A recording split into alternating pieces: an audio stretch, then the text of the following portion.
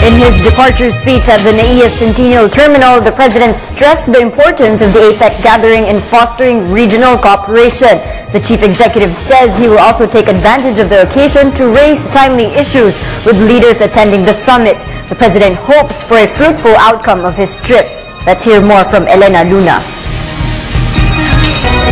The members of the President's official family were all present at the NAIA Terminal 2 when the Chief Executive left at 1 o'clock in the afternoon for Russia. Leading his send-off party was Vice President Jejomar Binay. It was the first time for newly appointed DOTC Secretary June Abaya.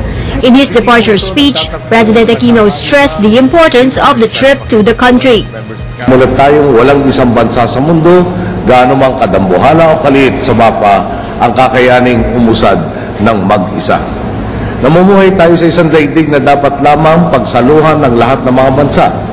Habang tinutugunan ng bawat nasyon ang kanilang hamon at pangangailangan, ang katuparan ng pandaigdigang kaunlaran ay posible lamang kung sabay at nagkakaisa ang lahat sa pagsagwan.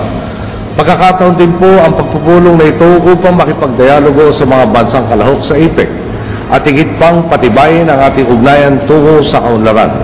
Bukod dito, may mga napapanahong isyu na hangad din nating idulog sa mga karatig bansang kasama sa summit.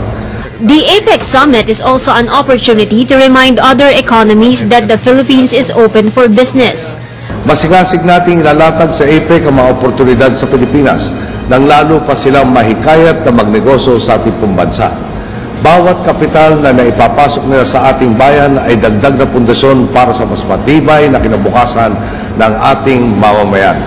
There are 67 members in the President's APEC Summit delegation. From Manila, they traveled 5 hours to Russia on board BR-001. The President will only be out of the country for 2 days. When he comes back Sunday night, he hopes to bring home good news. For the People's Television, Elena Luna.